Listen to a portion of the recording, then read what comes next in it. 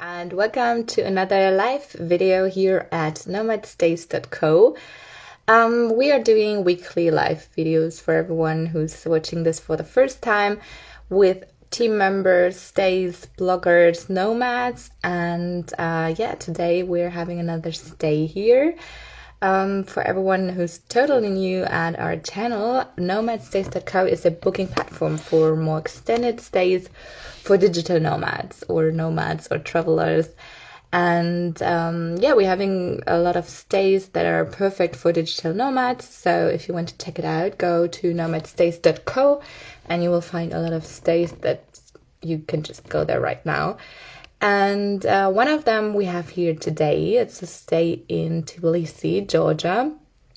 And yeah, Tbilisi is the capital of the country, Georgia, and is very known for winemaking. And what else we're going to figure out today?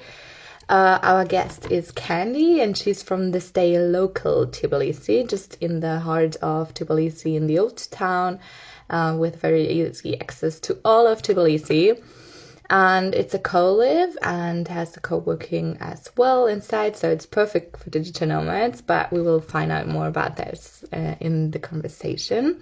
I'm very happy to have her join us today, and she's already there, so she can tell us a little bit more. And I'm going to invite her.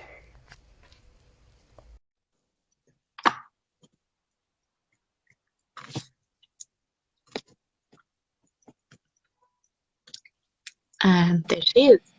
Hi, Candy. Hi, everybody. How are you today? Good. How are you? Doing good, doing good. We've got great weather, so super Awesome. excited. Awesome. So, Candy, you're in Georgia, right? Yes, I am located in Tbilisi, Georgia.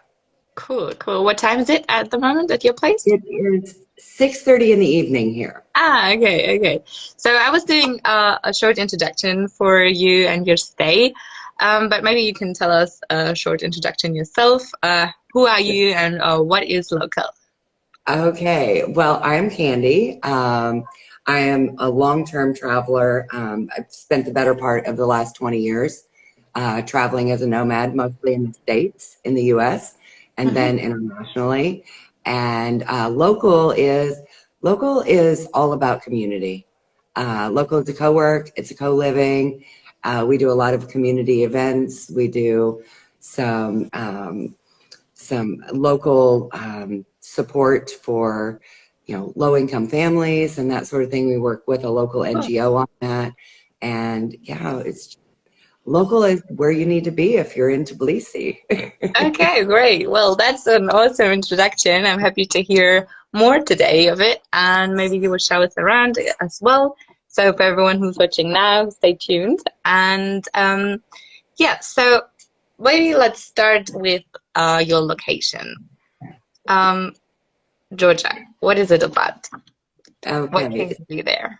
And especially the capital. Oh, what can you do in Georgia? Oh, everything. Oh my gosh. So Georgia has the Black Sea. Georgia has the Caucasus Mountains. So there's tons of hiking and tons of outdoor activities. There is a huge amount of history here. Georgia's been conquered something like, I'm going to mess this up, so don't quote me on it. Something like 12 times Georgia's been conquered by different empires. So there's all of this unique history that Georgia has, but somehow through it all, Georgia has managed to maintain their identity, their culture, their food, their dance, their language. The Georgian language is absolutely beautiful to look at. It's this beautiful artistic script. And then, yeah, I'm not sure. Everything. Yeah. There's opera, there's theater, there's your typical city life as well here in Tbilisi. Cool, cool. And so you're at the moment in Tbilisi in Georgia at your stay. And what room are we kind of seeing in the background? Where are you Okay, exactly? I'm in the co-work room right now, and I think if I can just turn this around a little bit. Oh, great. It looks nice. So we've got this co-work room here, and I can show you. We've got a smaller, kind of more casual space back here. It's very quiet today because everybody's outside engaging with one another playing board games. Oh, cool. So you Yeah, really have this community feelings at your place. That's great. yeah. Yeah, we've got one other co-work space, one other co-work room in the building, and it's upstairs, Hmm. and it's actually been rented out recently. So we've got co-work space as well outdoors. Okay. Um, we've made sure here. Them for private sessions, kind of. Yeah, yes, yes. Our garden and patio area we've converted and made able to have outlets and internet access. So the same high-speed internet that we have here inside, we've got outside, the That's same, great. accessibility to electric and whatnot. And we find in the summertime that people generally don't want to be inside, especially with COVID. Of They don't course, yeah. they don't want to be inside. So our outdoor space has become really, really popular for outdoor co-working. Yeah, and I mean, especially with good weather, that's the best place to Yeah. be, right? Yes. Okay, and you already started to tell us a little bit about yourself. Were a full-time traveler. Where do you originally come from? So I'm from the US. I'm Hmm. from a small town in Indiana called Kendallville, little That's tiny a place beautiful on the mountain. name. Yeah, I came from a farm family. So I grew Hmm. up in the middle of a cornfield. And when I say I grew up in the middle of a cornfield, I really did grow up in the middle Oh, of the cornfield. okay, Yeah. cool. I think my closest neighbor was about 2 or 3 kilometers away. Wow. Um, yeah. So as you can imagine, somewhere underlying this farm girl was this wanderlust. So as soon as I possibly could, I moved off the farm and I lived all over the US. I worked as a travel nurse in the US. Hmm. So I did contract travel nursing in the US. So I'd take 3 to 6 month contracts and worked in San Francisco. I worked in Boston. I worked in the middle of nowhere in Nebraska. So for about 15 years, I worked all over the US. So I was very nomadic, Yeah. in that respect. And then intermittently, I did some international trips during that time frame. Hmm. With Vietnam being my very first travel experience outside of the US. Um, a little bit of a culture shock for a small Okay, town girl from Indiana to probably, yeah. Vietnam. Yeah, yeah. Good I can't, experience, right? yeah, yeah. I can't say that there weren't some tears that were shed during that first travel experience internationally. What But age? Where have you been there? I was a late traveler. So I didn't actually start international travel until I was in my mid 30s. Ah, okay. So yeah, I was very late on the travel train, so to speak. Yeah. Yeah, but you Um, always dreamt about it, right? yeah. And at this point, I think I've traveled now something around like 45 countries or something like that. So once I started, it was in my blood and I had a really hard time stopping. Yeah. Great, that sounds amazing. Can you say what country was your favorite one? I Georgia. actually, I actually have a few favorites. Uh-huh. As I was traveling around internationally, I was looking at different places that I could potentially start up a co-work and co-live. Um, I trans just to kind of step back just a little bit. I transitioned from travel nursing to teaching people how to travel nurse, Ah, and I did okay. that remotely. So I built community. We did meet and greets. We did a lot of in-person activities within that community. So building that community, and then yeah. So and then transitioned that business. I sold the business and transitioned it. And as I was transitioning that business over to new owners, I was still traveling internationally and Mm-hmm. trying to figure out, okay, what do I do with the rest of my life? What am I doing now? Right? Yeah. I was a nurse and then I was a digital nomad. And now what do I do? Mm-hmm. So community has always been something that's been really, really important to me. Okay. Building building community, making connections, bringing people together. And so the idea of a co-work and co-live became paramount in my mind that, yes, this is what I want to do. Yeah. And so I traveled in some of my favorite places, to get back to your original question. Some of my favorite places where I really considered doing a co-work and co-live were Guatemala. I love Guatemala. It's still to this day. I can't wait to go back. It's one of my favorite places. Mexico. There's a lot of places in Mexico. You know, I think a lot of people think of Mexico and they think, you know, the Cancun or these touristy places in Mexico, but Mexico has so much more to offer. Okay. So much more to offer. I did some lengthy time in San Cristobal de las Casas, in that whole Chiapas region, and still to this day, I love that area. And then Thailand, let's see. I actually looked and almost considered buying property in Pai in Okay. Thailand, to build a co-work, co-live. But there was some really weird regulations around, you know, I'd have to like meet the village elder and swoon him, or I don't know. Okay. Yeah, it was a little too much for what I was ready for at that point in time. Yeah. But yeah, I would say that those are some of my favorite places. Vietnam is always going to be very high on the list because that was my first experience. Sure. Yeah, you know, interestingly, I traveled back to Vietnam now 3 times.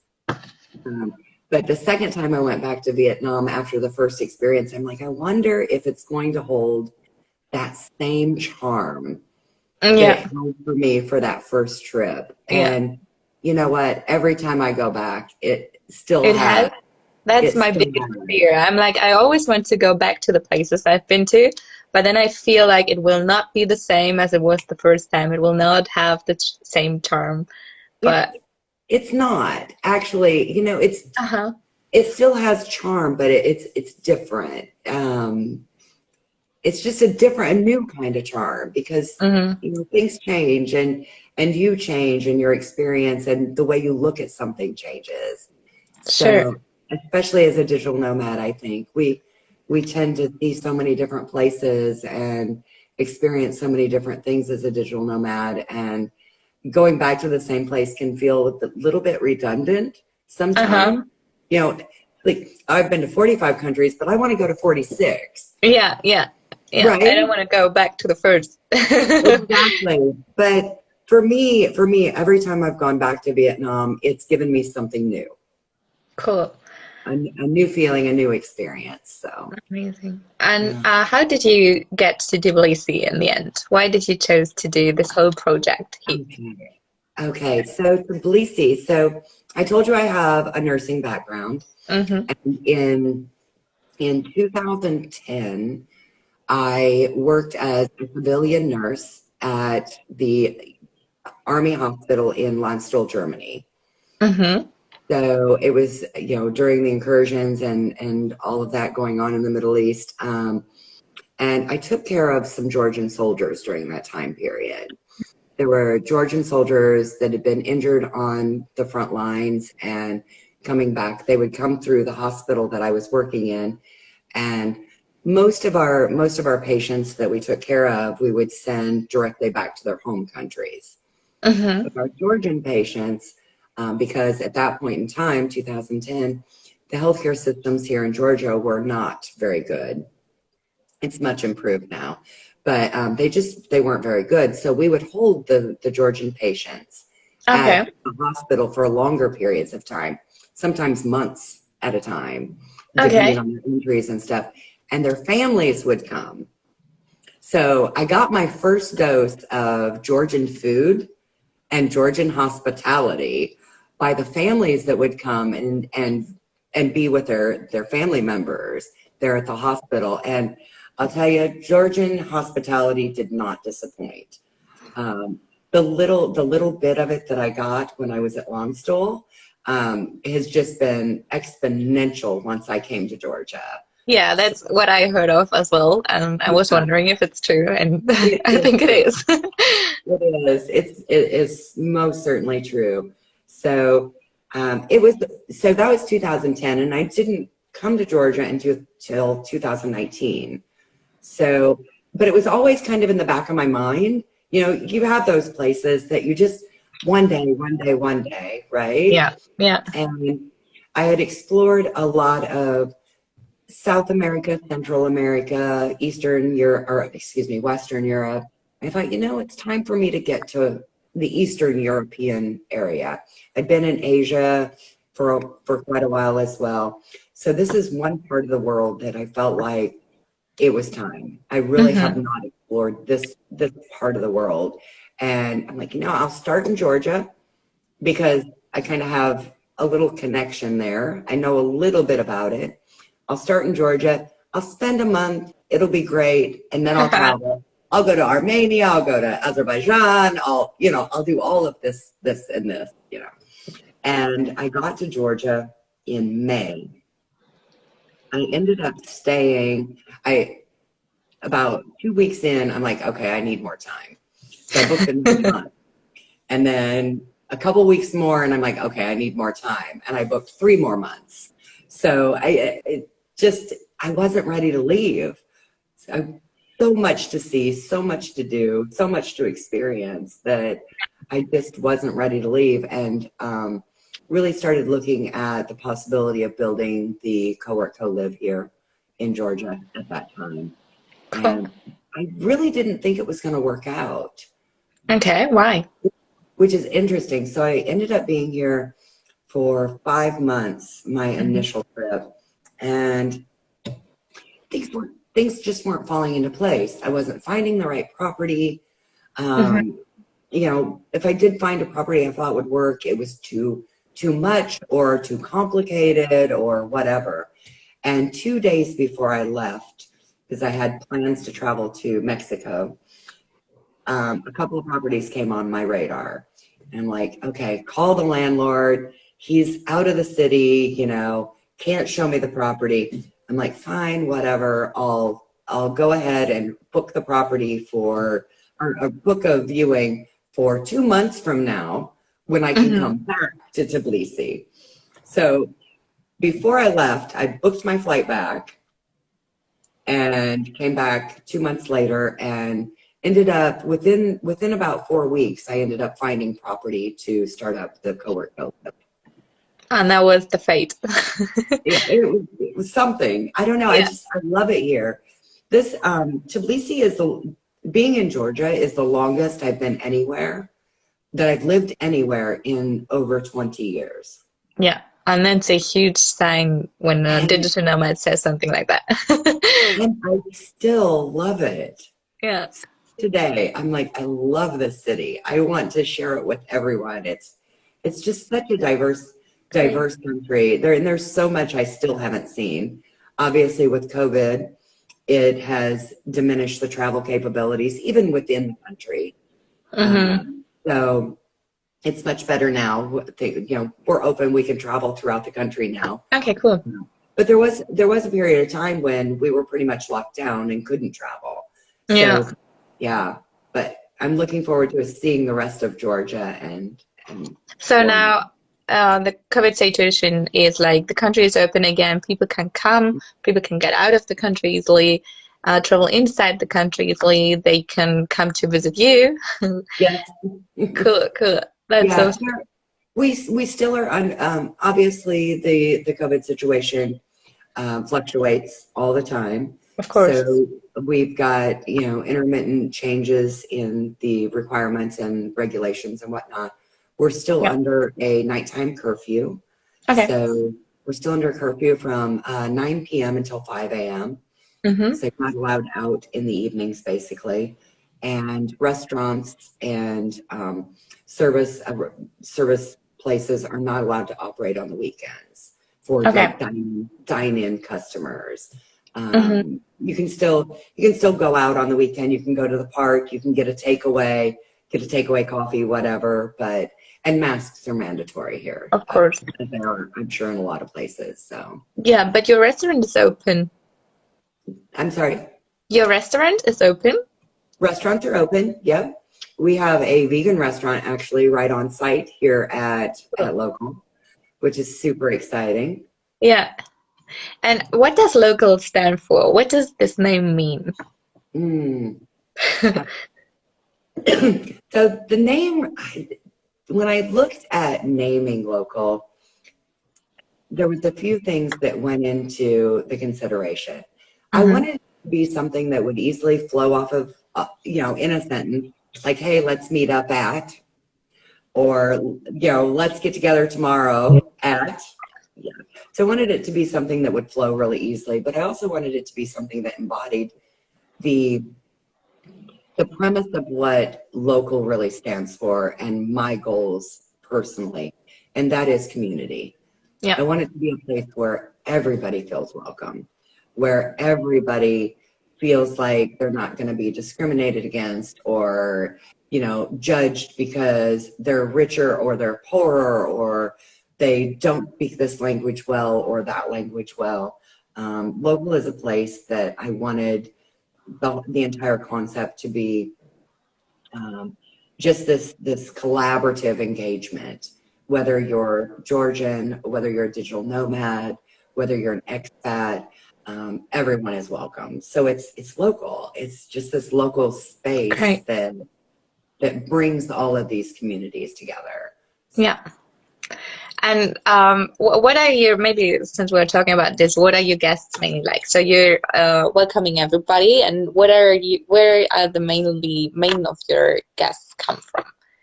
And So who are they? okay, who are they? There's several elements to Local. There's the co-live, the co-work, and then there's the events, and so there's 3 different sections of Local. Our co-work are, since the pandemic, our co-work customers are mostly expats. I expect that to change. I expect that to be actually more of the digital nomad in the future. But for right now, because travel's been so difficult, the co-working aspect has mostly been expats. The expats that are stuck in their apartment, but they're working digitally, they're working remotely, and just tired of their same 4 walls. So that's the majority of our co-work. Our co-living has been a pretty good variety. Those are people that are mostly digital nomads. We do have a few interesting co-live guests here at Local that are retired and traveling the world.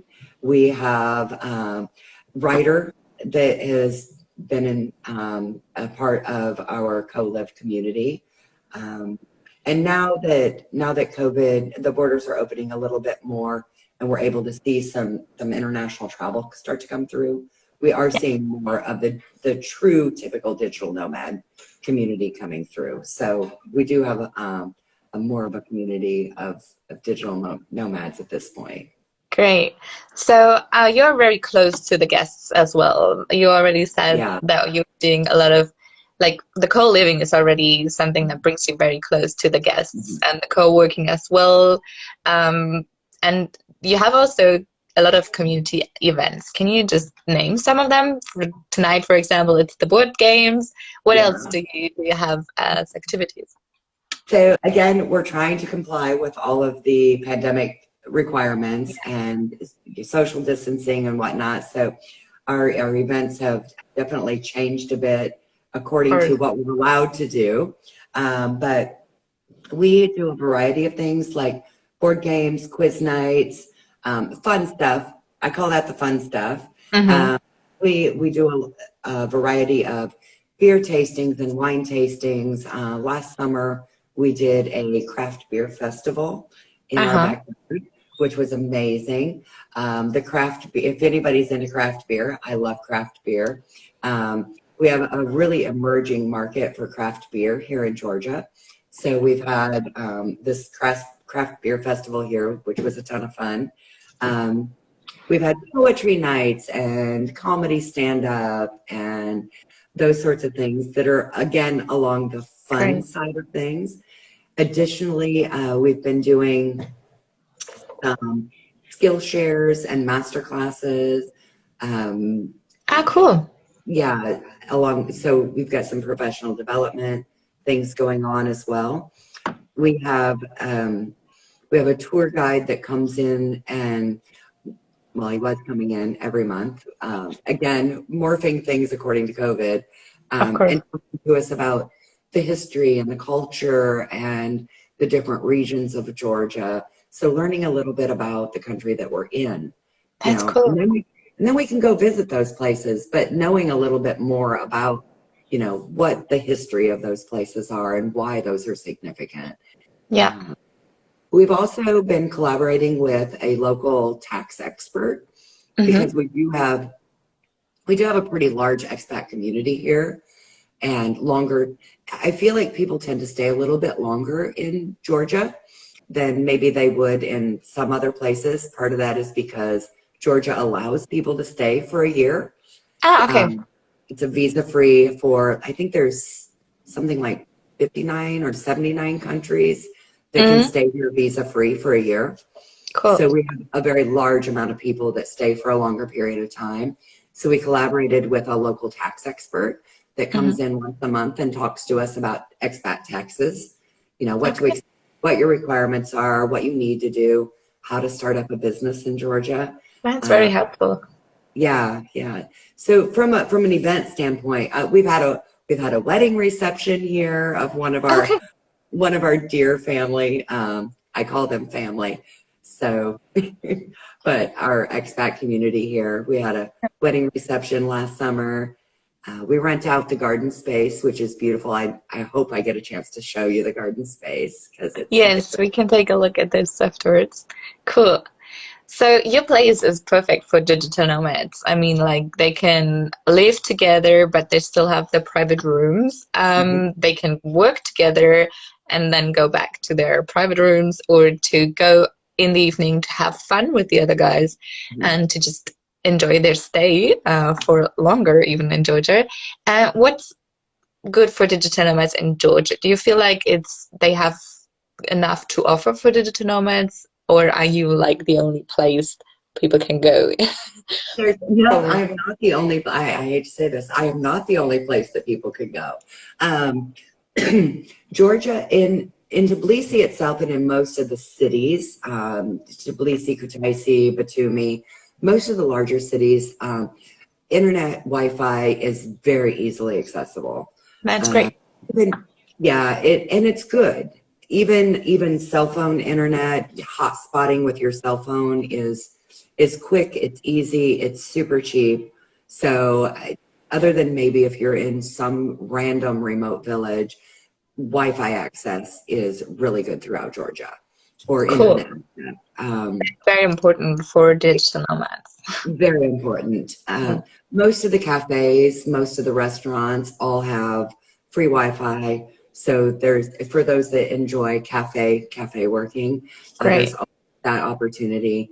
I think one of the things for me, as a solo female traveler, one of the things for me was the safety and security of Tbilisi. Sorry, the what? The safety and security. Okay. Excuse me. Georgia is probably one of the only places that I feel safe when curfew is not in effect, when I feel safe walking around at 1 a.m. after having been at the bar and half tipsy and walking home at 1 or 2 in the morning. It's a super safe place. Cool. There was a lot of changes made back in 2000. I think it was 2010, 2011. I'm probably wrong about those dates, but anyway, about 10 years ago or so, there were a lot of changes made in the police, in the safety. They did a lot. They cleaned up the police department, got rid of a lot of the crime and whatnot here in Georgia. And it's safe. You can walk down the street and not worry. You can leave. Oh my gosh. I have left my cell phone sitting on my table at a diner Uh-huh. and gone to the restroom and not have to worry about somebody taking it. Great. That's amazing. Yeah, it's one of the safest places I've been in a really long time. Wow. Yeah. That's a huge advantage of the country, of course. Especially for women, I feel like it's something when you're a solo traveler traveling, for example, in Mexico, sometimes there are places where you can't really go because you get, not because you have the fear yourself, but because people tell you you should not go there. Yeah. So then you establish this fear. But knowing that the place is safe, you just live more free, and that's great for travelers. That's one Yeah. of the best things that can Yeah. happen. I think too, from a digital nomad standpoint, digital nomads have so many diverse interests, and whether that's photography or extreme sports or yoga and health and awareness. Yeah, I feel like you can find all of that here in Georgia. cool. So, yeah, yeah, just so much that's in. It's such a tiny country. Uh-huh. It's a little itty bitty tiny country, but it's just a gem. It There's just so has, much to do. Great, yeah. great. And maybe before we move on, because I'd like to talk to you about the Georgian culture and traditions a little bit more and what the country has to offer, um, maybe we can try to let you show us around a little bit, and maybe we can even get to know your team members who's I working love there that. with you. That would be great. You're in the co-work space right now, so maybe Um, let's start from here. I would love that. Awesome. I'm gonna flip you around here Hmm. and walk you out. There we go. So again, I've cleared out the co-work room. Plus, we've got board games tonight. So, Yeah. and I don't use this well, so we'll see. We'll see how this goes. All Okay. right. So this is our outdoor space. See, local. Yes. We've got board games going on out here. Great. Yep. And this is part of my team right here. These right here are two of my most important people. Lena is on the left. She's my house manager. She has been instrumental Hi. in helping me navigate Georgia itself. So she speaks Georgian, which is imperative if you're going to be in Georgia. You got to find somebody to help you with that kind of thing. And then on my right is Tamta. Tamta is my social media manager. She is responsible for all of the great stuff you guys see on social media. So there we go. Those are my two of my teammates.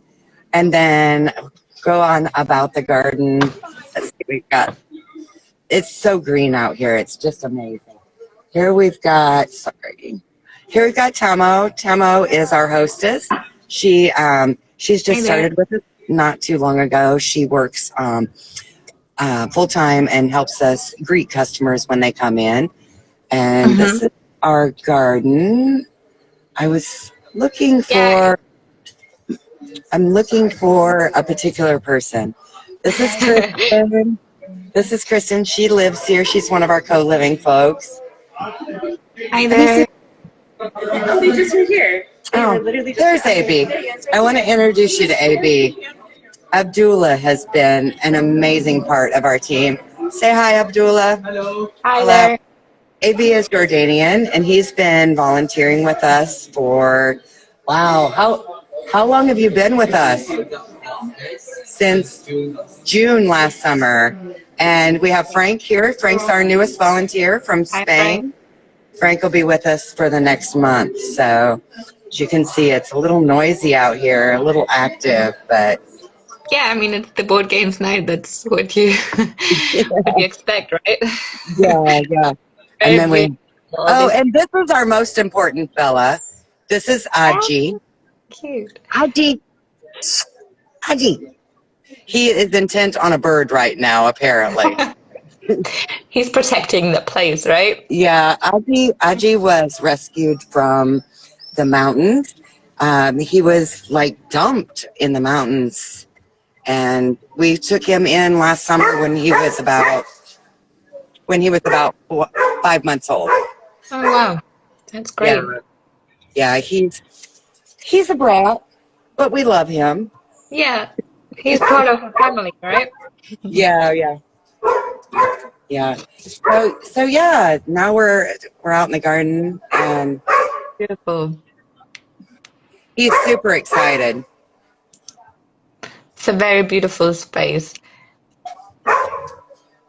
And I've also checked out your Instagram account and been following it since a while now, since you were joining us on nomadstays.co.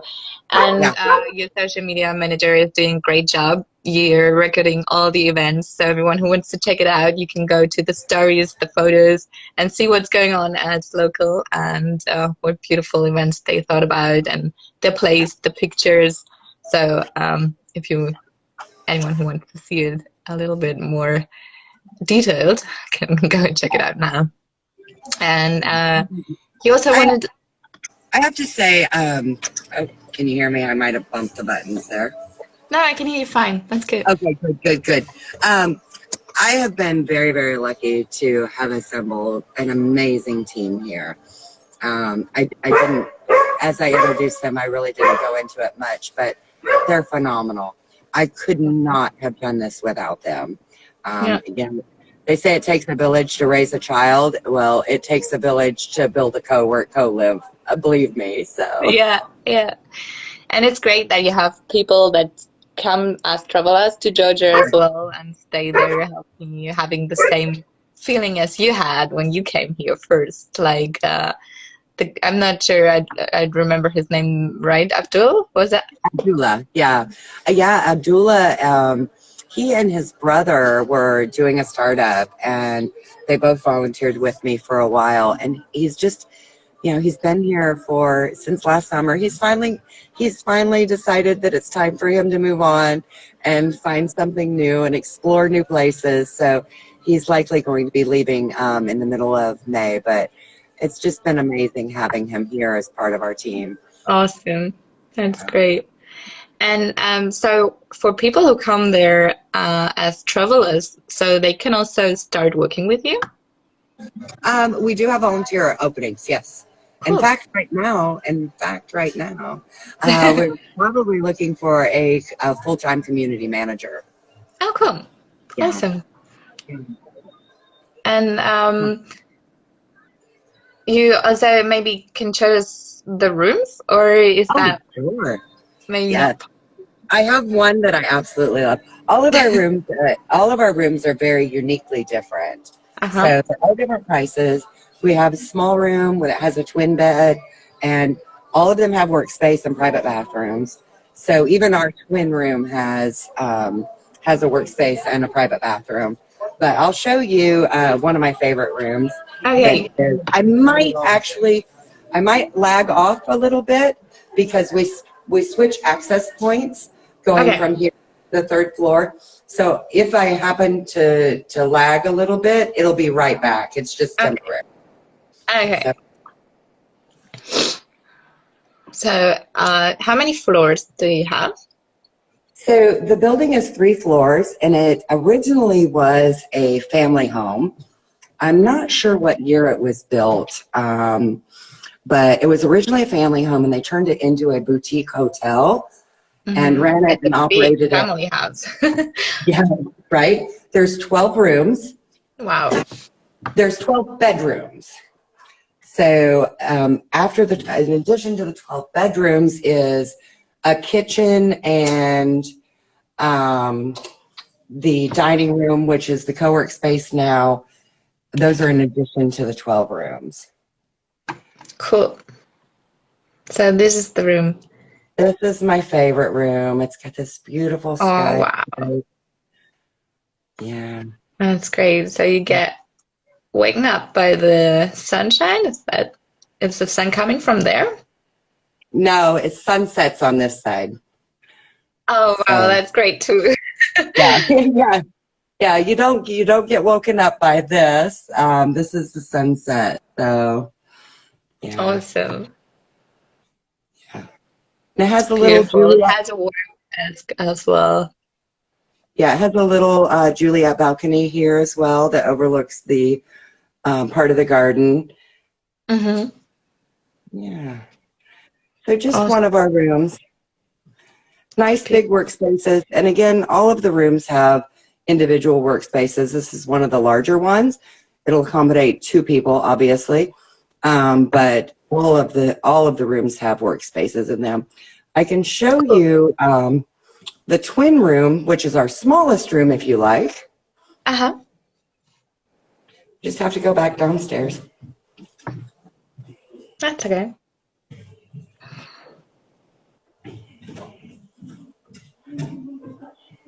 Is this like a typical Georgian atmosphere that you're trying to create as well? Because like Kind the of. carpet. We've opted to keep a lot of the Georgian touches and Mhm. kind of keep it. We've got this big. I don't know if you can really see it well here. This Yeah, I great can see big it quite well. old mirror. This That's stunning. phenomenal. Yeah, it's beautiful, and we've opted to keep those things just to kind of keep a touch of Georgia in the space. Of course, yeah. This is our second floor co-work room that's actually been right at this point. Cool. Another. So for meetings, conferences, people can book this. Yeah, and then this is again our smallest room here. Mhm. Also with a garden view. Also with the garden view. So as you Awesome. can see, even though it's a twin room and it's small, we've still got a nice large Cool. workspace Cool. that overlooks the garden, which the garden is just my favorite place in the entire Yeah. space. We'll probably be lighting the fireplace later this evening. It Cool. it makes Bonfire. it makes a really cozy spot for people to gather around. Yeah. Yeah. So again, It's beautiful. yeah. So it's definitely the perfect place for digital nomads. You have the big co-working space. You have the co-working space that people can rent for meetings or conferences. You have the co-living part where you do events with the community so people can get in touch with the others, especially solo travelers want to have this connection to other people, to have this community feelings. And then you have the private rooms where you can just work in quiet as well, not only sleep and get up and go somewhere else, but to have a place where they can just stay a moment as well. And it's very beautiful space and in a very beautiful country as well. Um, Maybe let's sit together again and talk a little bit about Georgia. 'Cause, it's something that I, for example, don't know much about. We were talking a little bit before about what Georgia has to offer, and there's like a lot of things that people can do, even though it's not a big country. That there's a lot of things that people can do anyhow, and people tend to stay there quite a long time, what they don't expect to. And yeah, I'm curious to learn more about Georgian culture and tradition, and maybe the people out there as well. So um, there are like some stereotypes that I've heard of, which is the great hospitality, which you already said, and the winemaking. Yeah. And this is something I want to talk about now. So Tbilisi also is like the cradle for winemaking. Um, is that true? Is it So one of the best actually, wine? yeah. So the wine here is very unique and very interesting. I love the wine here, and every Georgian that you will meet will be very, very proud of their family wine, Oh wow. and for good reason. Um, so winemaking is it's a very family tradition here. I would say almost every family has a family member or a conglomerate of family that have a vineyard and do their own winemaking. it's not uncommon to walk into or be invited into a random home, and they'll show you their wine casks that Cool. are, yeah, it's amazing. Georgia has apparently been producing wine for something like 8,000 years. So they consider themselves as being one of the very first wine producers. The wines here are made in a qvevri. So a qvevri is a clay pot. Basically, I'm going to mess this up because I am not the wine person, by the way. We have those guys on site that can tell you all about it. Okay. The vegan restaurant, just as a side note, the vegan restaurant that's on site is also a Georgian wine supplier. So they have some natural wine from all over Georgia, and they're the experts and the knowledgeable people on that. So when people have wine questions, I send them to them. Yeah. I mean, if there are family businesses, you tend to have their own secrets as well. You know, like each family will tell you a different story about how is the best recipe for that. But I think my first tour here in Georgia that I took, the guy, midway through the morning, opened his trunk at one of our stops and pulled out glasses and pulled out a plastic jug that was full of his homemade wine and poured us all a cup of wine right there from his trunk. And he was like, "This is the best wine you're ever going to drink." And it's amazingly good. They have 3 types of wine here. They have the typical red, both done European tradition and as well as qvevri method, which are the traditional methods here. And they have white wines that are done in more of a European style. And then they have an amber wine, which is a qvevri wine. It's a white wine, but it actually has almost, they call it an amber, but it almost has an orange color. Okay. That are very, very unique. You're most likely not going to find a wine like that anywhere else in the world. Oh. Yeah, and it pairs so well with Georgian food, with the cheeses and the. That's maybe what's Georgian food? Oh, Georgian food is it's amazing. Lots of bread and cheese and which are the little dumplings dough filled with whatever. There's lots of different types of fillings. Georgian foods tend to also be very seasonal. So what they cook a lot of times is based on what's in season. Okay, that's cool. Yeah, lots of fresh vegetables and things that go into their different dishes, and so you feel very, very close to nature, I feel like, with their food.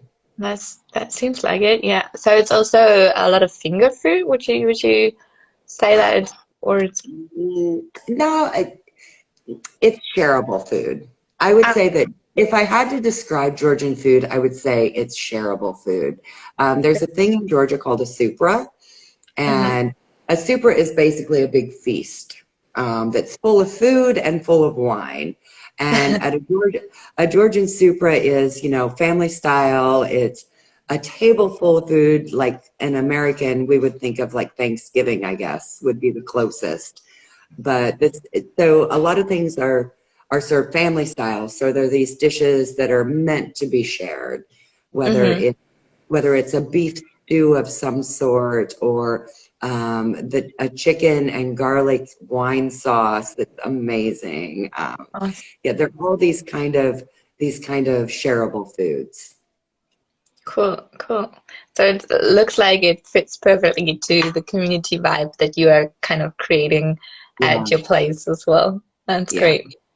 And also, I've heard that it's very, especially the capital of Georgia is very known for its architecture as well. What about that? So I would say that I'm not knowledgeable in architecture, but I love it. Does that make sense? Yeah. Um, the architecture is probably one of the things that really drew me to Tbilisi. I'm an urban explorer. I love to explore the hidden alleyways and the streets and see what the family is doing behind that door over there and those sorts of things. And Georgia lends to that really, really well.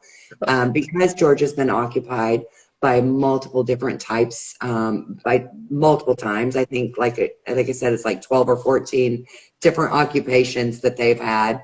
Their architecture shows that. So you've got a Soviet bloc next to an Ottoman style mosque or something, next to this amazing modern glass front, beautiful. So it's this complete mixture. It's not like you go to one section and you have this, or you go to another section and you have another style. It's just this hodgepodge, but it's a beautiful hodgepodge. Don't get me wrong. It's just amazing. Any one street could have, 5 or 6 different styles of architecture all within one small block. That's very interesting. And it sounds like it's very impressive buildings as well, right? Yeah, yes. Some of the older buildings have beautiful murals and staircases and a lot of ironwork. So the balconies can be spectacular. We have a mixture of wooden balconies that I've been told are more of the Georgian style, and iron balconies that are more of the Russian style. So you've got, again, and then you've got thrown in the middle of this randomly is Art Deco. It's this Art Deco that just kind of jumps out at you, and it's like, where did that come from? Great. Russian and Georgian and then Art Deco in the middle of it. It's crazy. So it's great to just wander around in the streets of Tbilisi, right? Yes, it is. It is. And for me, again, I'm an urban explorer. That's my thing. I love to explore those urban streets, and so for me, that was a huge draw for Tbilisi. And in addition to that, I mean, again, like I said earlier, the nature is just amazing here. You've got the Caucasus Mountains, so you've got the amazing ability to do a small hike, or this massive 3-day hike or whatever. It's tons of nature. I actually last summer we did a fundraiser with the Transcaucasian Trail, and it's an NGO that's working on building out the trail system along the Caucasus Mountains. And if I remember, I'm not a huge hiker. I prefer staying in the city, but if I remember correctly, the Transcaucasian Trail goes all along the Caucasus Mountains, which is from here through Armenia and into Azerbaijan. And they're building out this trail that looks like it's going to be just phenomenal. So you have nature, you have city, you have architecture, you have the arts. Some amazing street artists here in Tbilisi as well. Cool. Yeah. What are the people like? Like the real native Georgians? Are there artists, like if they have this great street art, or winemakers? Georgians are just to me, they're such a unique people. First of all, there's so much art and knowledge here that is completely untapped, I think, by the bigger world. There's clothing designers that would rival anyone in Milan. I mean, they're just amazing, and then you've got your artists that do oils and, canvas type artists. So you've got all of that. Then you've got the craftsmen that do the rugs and the weaving that would rival anything that you've seen in, any of maybe the southeast, southern countries, like in South America or in Mexico. So there's that side of things. And then the entrepreneurial and the digital world here is really emerging. So there's a conference called Touch. There's Startup Georgia. So from an entrepreneurial and a digital work type of aspect, they're really beginning to embrace that here and trying, really supporting it. The Georgian government has a couple of different programs supporting Georgian citizens in IT type careers and industries and startups, which is amazing to me. Yeah, that's very important also. And they're very religious. They're Orthodox mainly, right? Yes, very, very much Orthodox Christian. And so for somebody like me, that is an amazing thing, because you not only get to experience the Christian holidays, you also get to experience the Orthodox holidays. An example of that is Easter. So we're running into the Easter season, and the Christian Easter, I believe, was last Sunday. Yeah. Right? Orthodox Easter is coming up. So there's a lot of traditions and things that go along with that. In fact, I was looking, I think it's been moved away.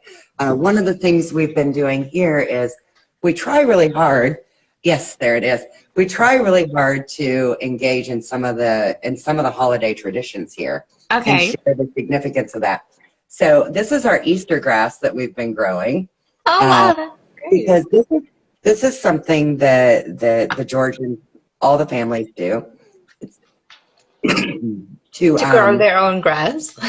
It's Easter grass, so it's like a table centerpiece is what it ends up being.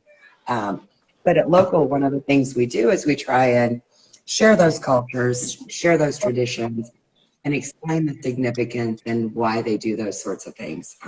That's great.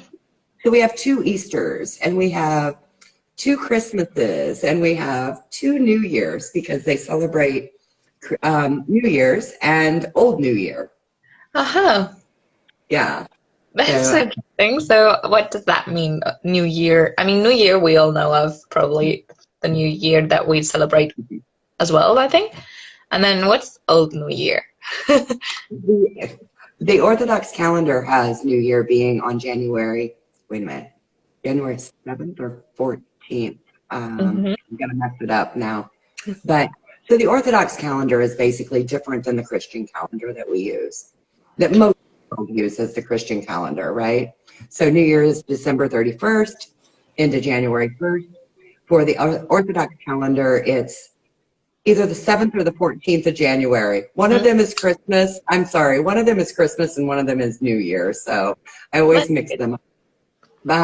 But yeah, so basically if you come to Georgia during the winter, you get to celebrate all the holidays twice. And yeah, and Georgia goes all out for the holidays. The streets are just lined with Christmas lights, and typically without, pandemic situations, they do a lot of outdoor concerts, and they have the outdoor markets, similar to what you would see in Germany with the Christmas markets in Germany, something very similar to that. Awesome. And then they love fireworks. Oh, the fireworks on New Year's was probably one of the best that the largest that I've ever seen. So, wow. Yeah. That's very impressive. If there's a good firework that's like everyone's staring at the sky. And yeah, it's a little dangerous too, though, because everybody will shoot them off of their balconies or wherever. So a lot of work for the firefighters, right? Right. Yeah. But it's tradition, it's culture. Tradition is culture. And for Georgians, I think when it comes to visiting Georgia, one of the biggest things that affects people coming in, like myself as a tourist, is Georgians, see if I can get this phrase right. Georgians believe that a guest is a gift from God. And so as a gift from God, as a visitor, you are treated with the utmost love and respect. And I cannot even begin to tell you how many people's homes I've been invited into. Just come have wine with us, come have, whatever you need. Our home is for you. We want to Yeah. welcome you and make you comfortable. So Wow, I think that's just the biggest argument for everyone to go there right now and visit this town. If they're welcome you with opening arms, then that's, I think, also a good gift for travelers. That's great. it is. Well, thank you so much. I think that was very, very lovely last words for this interview. Thank you very much to giving us an impression of what you have created there. Local seems like a perfect place for digital nomads.